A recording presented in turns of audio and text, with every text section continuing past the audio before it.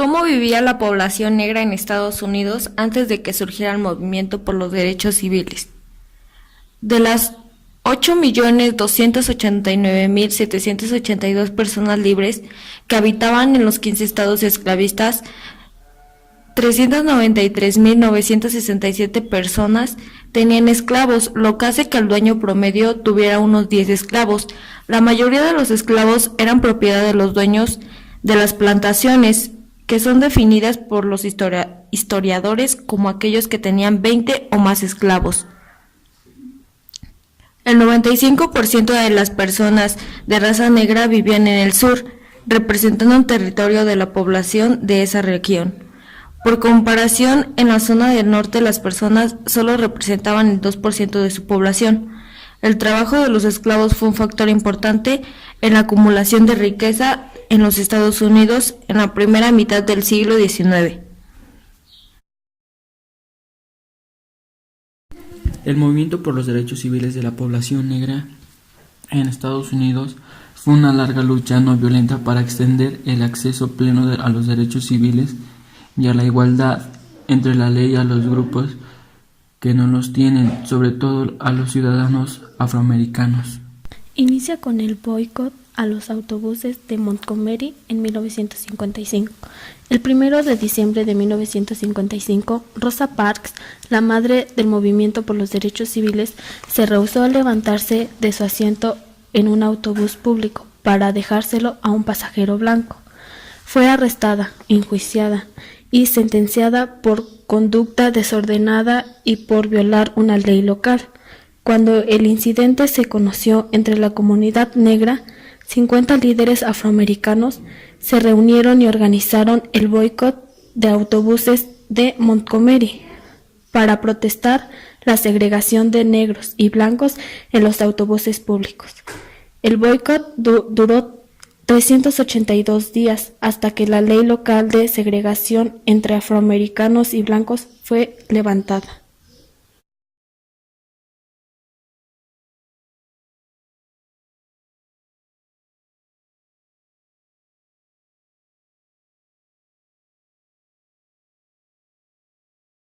También conocido como Little Rock Crisis, fue un momento clave en los movimientos por los derechos civiles americanos.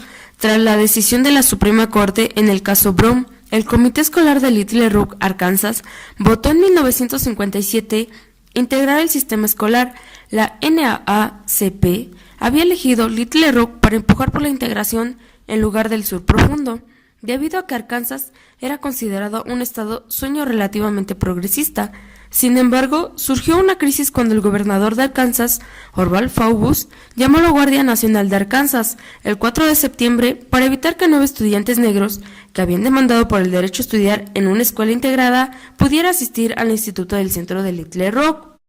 Movimiento en Mississippi. En 1962, Robert Moses, representante del SNCC en Hanna, unió a las organizaciones por los derechos civiles del estado, SNCC, NAACP y CORE, para formar el COFO, Consejo de Organizaciones Federativas. Mississippi era el más peligroso de todos los Estados Unidos, y a pesar de eso, Moses, Medgar Evers de la NAACP y otras activistas locales emprendieron proyectos de educación electoral de puerta en las áreas rurales de Mississippi, tratando al mismo tiempo de reclutar estudiantes por su causa. Evers fue asesinado al año siguiente. Aunque el COFO trabajaba directamente con la gente de Mississippi, James Meredith demandó exitosamente a la Universidad de Mississippi para que le permitiera estudiar ahí. Ganó su demanda en septiembre de 1962, pero el gobernador del estado, Ross R. Barnett, bloqueó su admisión a la universidad.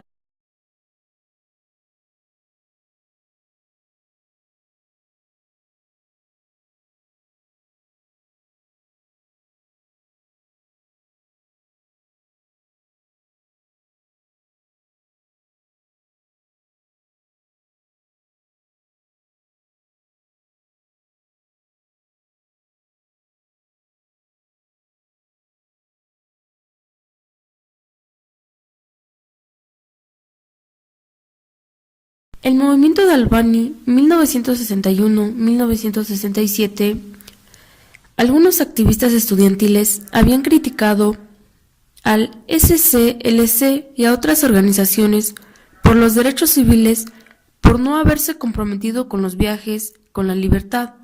El SCLC comprometido una buena parte de su prestigio y recursos a una campaña de segregación en Albany, Georgia, en noviembre de 1961.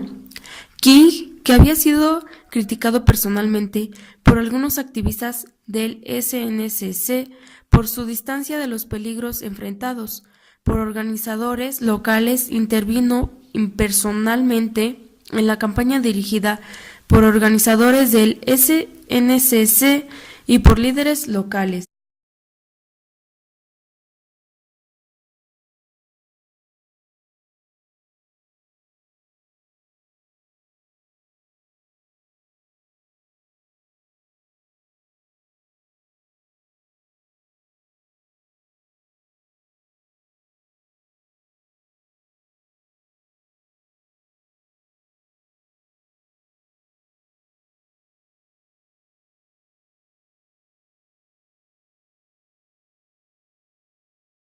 Verano de la Libertad en Mississippi, 1964. El 20 de junio de 1964, Michael Stuart Werner, Andreas Goodman y James Choney llegaron a Mississippi como parte de un grupo de voluntarios del Verano de la Libertad que colocaban y registraban electoralmente a los afroamericanos. Un grupo de Ku Klux Klan los asesinó y enterró en unas fosas ocultas en Filadelfia, una pequeña ciudad de Mississippi. Termina con el asesinato de Martin Luther King en 1968. Martin Luther King fue un pastor estadounidense de la Iglesia Bautista que desarrolló una labor crucial en Estados Unidos al frente del movimiento por los derechos civiles para los afroestadounidenses. Quiso terminar con la segregación estadounidense y la discriminación racial a través de medios no violentos. Fue asesinado a finales de marzo de 1968. Martin Luther King se desplazó a Memphis para apoyar a los basureros negros locales, que estaban en huelga desde el 12 de marzo con el objetivo de obtener una mejora salarial y un mejor trato. El 4 de abril de 1968, a las 18:01, Martin Luther King fue asesinado por un segregacionista en Memphis. Por este hecho se declara culpable a James Earl Ray. El asesinato provocó una oleada de motines raciales en 60 ciudades de los Estados Unidos, que provocaron numerosas muertes y obligaron a la intervención de la Guardia Nacional. Tras este asesinato, la ciudad de Memphis negoció el fin de la huelga de una manera favorable a los basureros.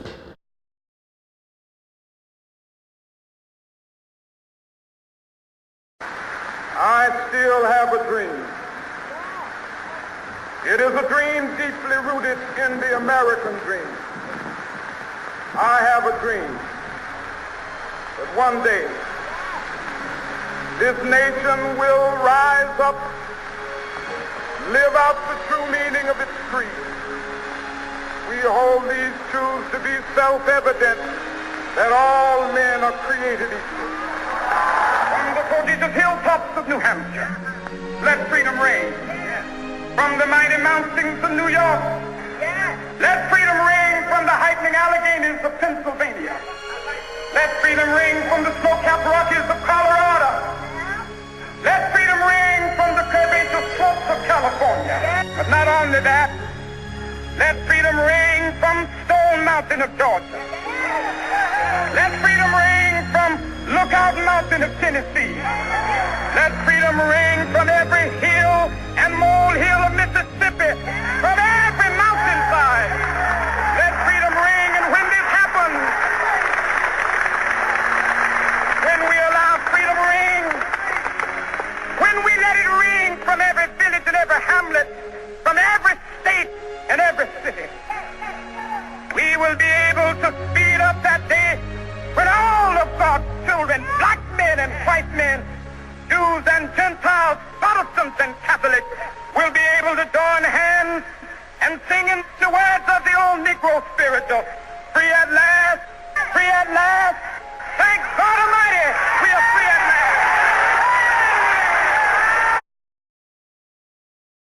Lyndon Johnson firma la Ley de Derechos Civiles proclamada el 2 de julio de 1964, propuesta por John Kennedy. Entre los invitados está Martin Luther King. John Kennedy fue el 35º presidente de los Estados Unidos, elegido en 1960, ejercido como presidente desde el 20 de enero de 1961 hasta su asesinato el 22 de noviembre de 1963. Durante su gobierno consolidó el movimiento por los derechos civiles en Estados Unidos. Lyndon Johnson, 27 de agosto de 1908 al 22 de enero de 1973, conocido por sus iniciales LBJ, fue el 36º presidente de los Estados Unidos, asumiendo el cargo tras la muerte de su predecesor John Kennedy en 1963 y ocupándolo hasta 1969. Johnson asumió el cargo de presidente después del asesinato de John Kennedy el 22 de noviembre de 1963. Situación actual de la población afroamericana. Hoy en día, muchos afroamericanos siguen encontrándose en situación de vulnerabilidad. Según datos de la Oficina del Censo de 2013, los afroamericanos representan el 14.2% de la población del país. Suman en total unos 45 millones de personas. Según una encuesta realizada por Gallup, en enero de 2013, el 69% de los afroamericanos pensaban que tenían menos posibilidades de conseguir un puesto de trabajo cualificado que los blancos. La mayoría afirmaba, además, que la igualdad completa es una utopía. Otros estudios indican que en enero de 2015, un 30% de los negros encuestados consideraban que las relaciones raciales eran buenas, mientras que en 2014 el porcentaje alcanzaba el 55%. La cifra de 2015 es la más baja de los últimos 14 años, por lo que es evidente que la percepción de la situación por parte de la población afroamericana ha empeorado notablemente.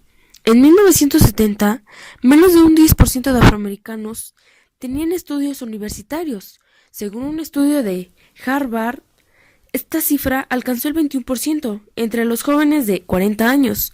En 1983, los salarios de los negros eran un 18.4% más bajo que el de los blancos. 2 décadas después, incrementó hasta el 21.6%.